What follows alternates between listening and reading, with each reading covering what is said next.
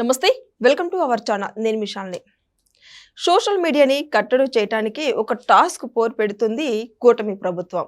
మరి ఏంటి అసలు ఆ టాస్క్ ఫోర్స్ ఏంది? కూటమి ప్రభుత్వం ఎలాంటి నిర్ణయం తీసుకుంది మరి సోషల్ మీడియా మీద?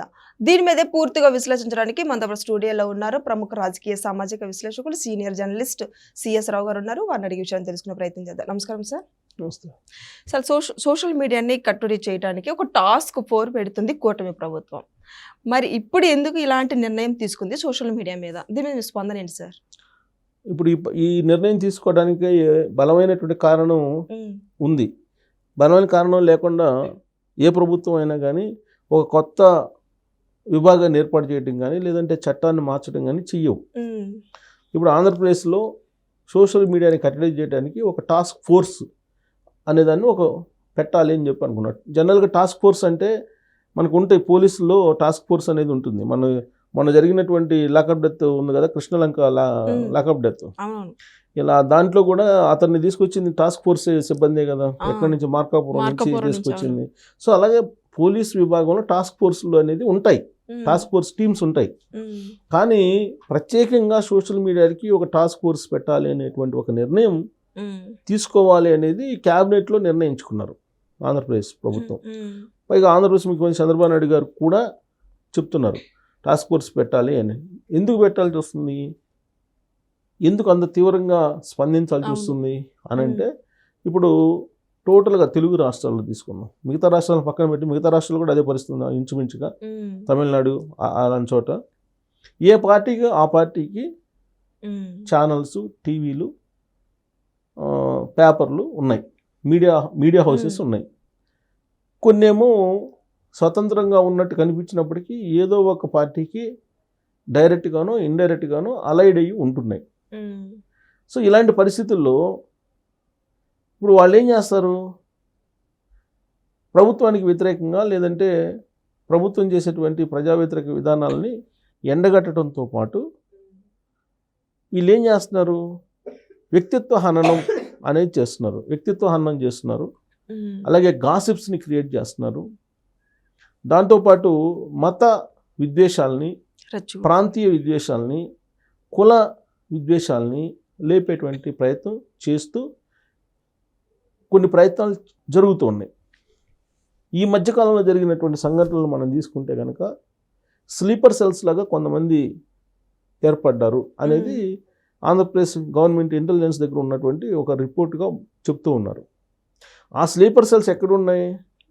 తెలంగాణలో కొన్ని స్లీపర్ సెల్స్ని పెట్టుకున్నారు, ఆంధ్రప్రదేశ్లో కొన్ని ఉన్నాయి, అలాగే చెన్నైలో కొన్ని ఉన్నాయి, బెంగళూరులో కొన్ని ఉన్నాయి, దుబాయ్లో కూడా కొన్ని ఉన్నాయి ఈ స్లీపర్ సెల్స్.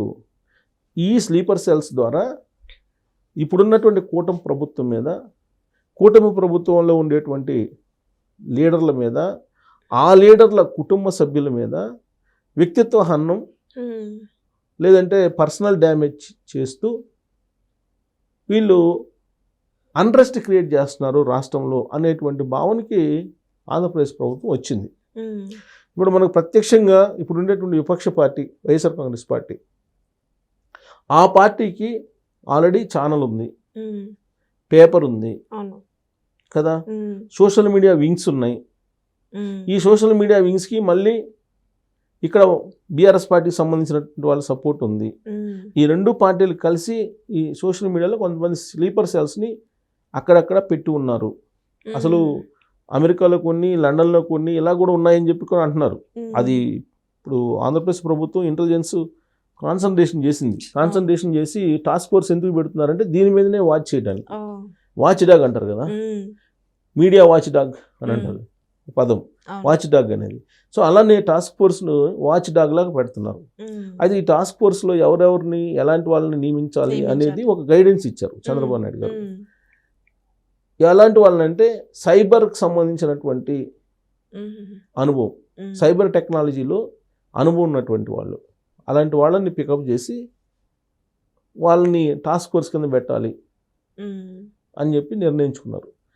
అలాగే సైబర్ నేరాలకు సంబంధించిన సెక్షన్ల పట్ల, సైబర్ టెక్నాలజీ పట్ల అవగాహన ఉన్నటువంటి వాళ్ళని, సోషల్ మీడియా, డిజిటల్ మీడియా మీద ఎంతో కొంత అనుభవం ఉన్నటువంటి వాళ్ళని సెలెక్ట్ చేసేసి కొన్ని టీములుగా ఏర్పాటు చేసి ఈ ఎవరైతే అనైతికల్గా వ్యవహరిస్తున్నారో, అనైతికల్గా ఉండేటువంటి వీడియోస్ చేస్తున్నారో, అనైతికల్గా ఉండేటువంటి పోస్టులు పెడుతున్నారో వాటిని కట్టడి చేయడానికి ఒక ప్రత్యేకమైనటువంటి వ్యవస్థని క్రియేట్ చేయాలి అనేది ఆంధ్రప్రదేశ్ ప్రభుత్వం తీసుకున్న నిర్ణయం.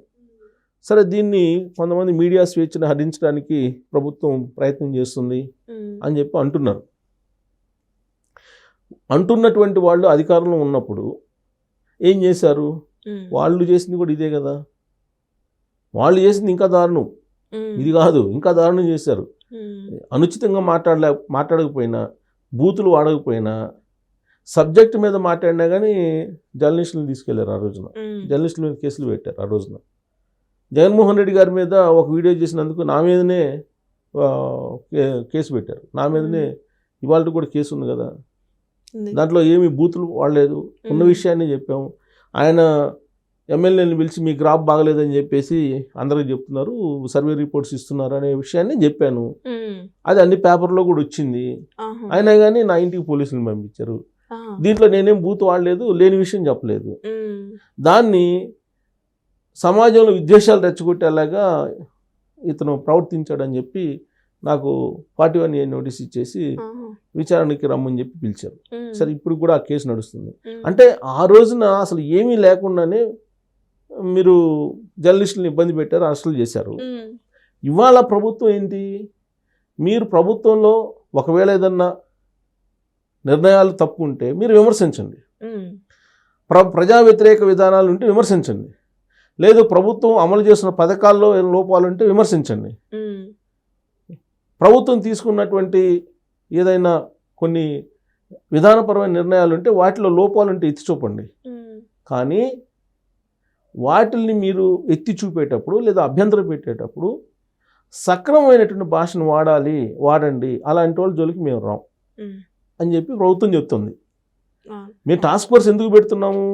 ఎవరైతే అసభ్య పదజాలాన్ని వాడుతున్నారో, ఎవరైతే మత విద్వేషాలను రెచ్చగొట్టే ప్రయత్నం చేస్తున్నారో, ఎవరైతే ప్రాంతాలను రెచ్చగొట్టే ప్రయత్నం చేస్తున్నారో, ఎవరైతే కులాలను రెచ్చగొట్టే ప్రయత్నం చేస్తున్నారో వాళ్ళని ఐడెంటిఫై చేసి ఖచ్చితంగా వాళ్ళ మీద కేసులు పెట్టి కట్టడి చేయడానికి మాత్రమే ఈ టాస్క్ ఫోర్స్ని పెడుతున్నాము, అంతేగాని మీడియా స్వేచ్ఛను హరించడానికి కాదు అనేటువంటి విషయాన్ని చెప్తున్నారు.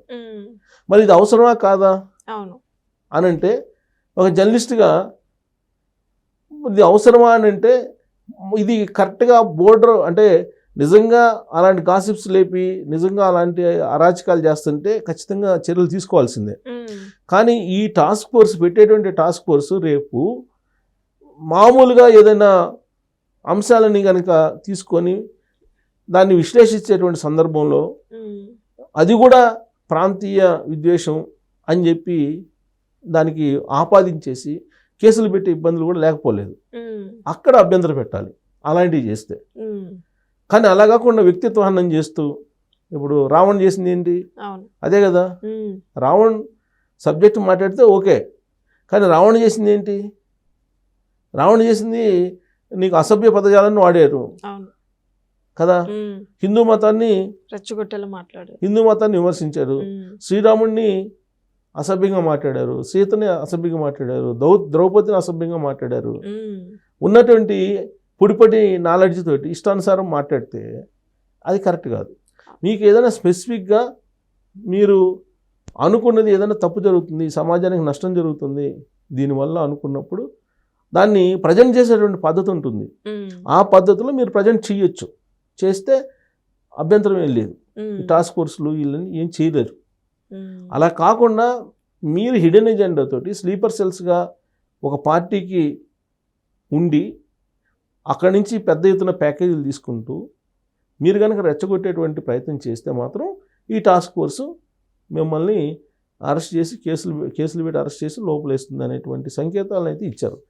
అయితే ఇప్పుడు క్యాబినెట్లో చర్చించారు టాస్క్ ఫోర్స్ పెట్టాలి అని.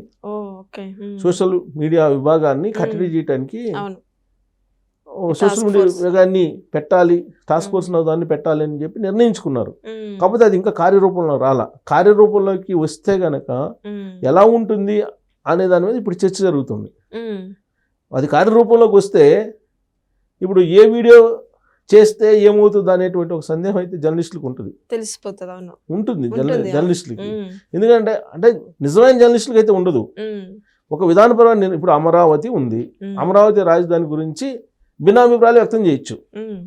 అమరావతి రాజధానికి 1,00,000 ఎకరాలు ఉండాల్సిందే అని చెప్పి నాకు అనిపించింది అనుకో, నేను చెప్తా అసలు అదెందుకు అంతెందుకు 1,00,000 ఎకరాలు ఏం చేయను, అక్కడ భవంతులు అన్ని అవసరమా, ఇప్పుడు ఎస్ఎఫ్టీకి 40,000 ఖర్చు అవసరమా, అక్కడ ఉండేది ఐఏఎస్లు ఐపీఎస్లు పొలిటీషియన్సే కదా, ఇది విలాసవంత భవనాలకి ఎందుకు అంత అవసరం లేదు కదా, అది రాష్ట్ర ఆదాయ సంక్షోభం అని చెప్పి అట్లా ఏదన్నా అభిప్రాయాలు అయితే వ్యక్తం చేయొచ్చు అభిప్రాయాలని.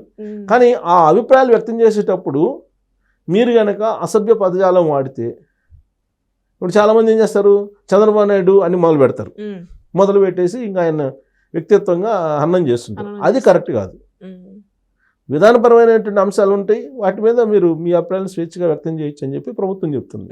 సో కాబట్టి రాబోయే రోజుల్లో మీకు టాస్క్ ఫోర్స్ ఏదైతే ఉందో, పెట్టబోయే టాస్క్ ఫోర్సు స్లీపర్ సెల్స్ని దుబాయ్లో ఉన్నా, యూకేలో ఉన్నా, ఆస్ట్రేలియాలో ఉన్నా, ఎక్కడున్నా ఏరివేసేటువంటి అవకాశం మెండుగా ఉంది. Thank you sir. Thank you.